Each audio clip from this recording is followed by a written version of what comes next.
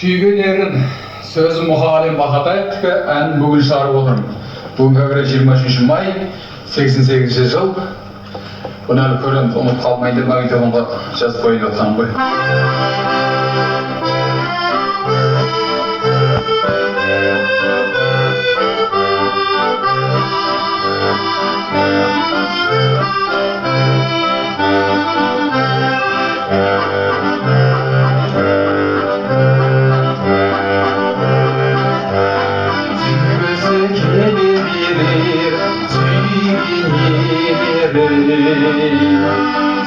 Canım sihirli bir günümün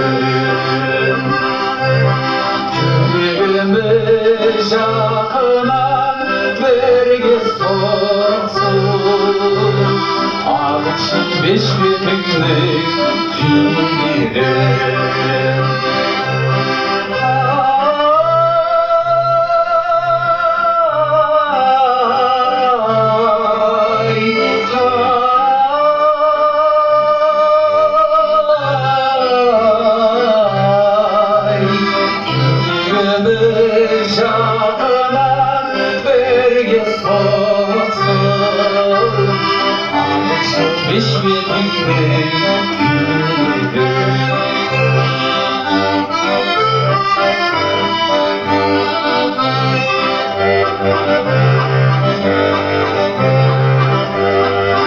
Canım sihirgin kemelidir Benzin sağarsın gönlüme Çalıyor ve çıkan bayağı Jasın kalsın gönlüme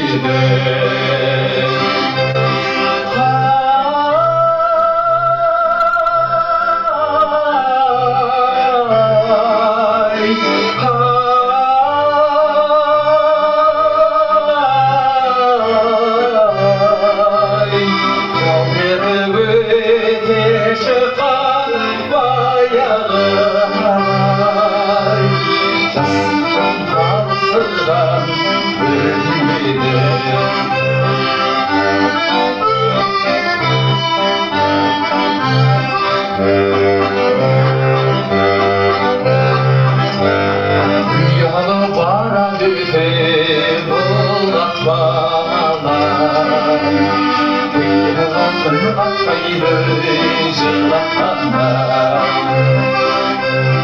Dolanamar dayına nasip alar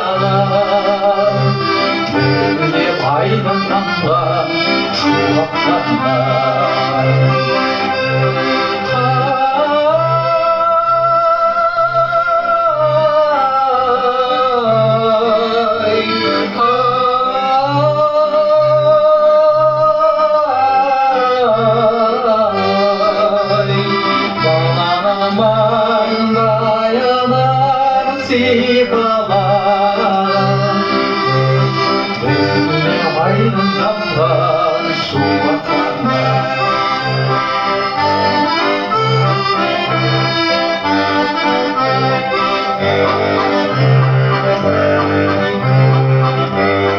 Süylerin süyüsü geliverir Hocası mahabatta köyledir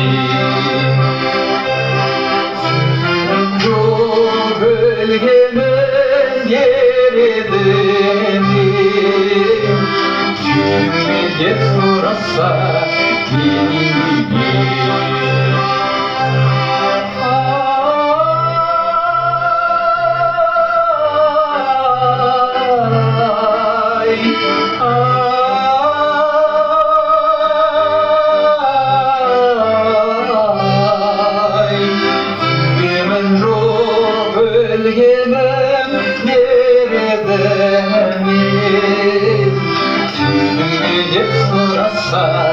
Yemem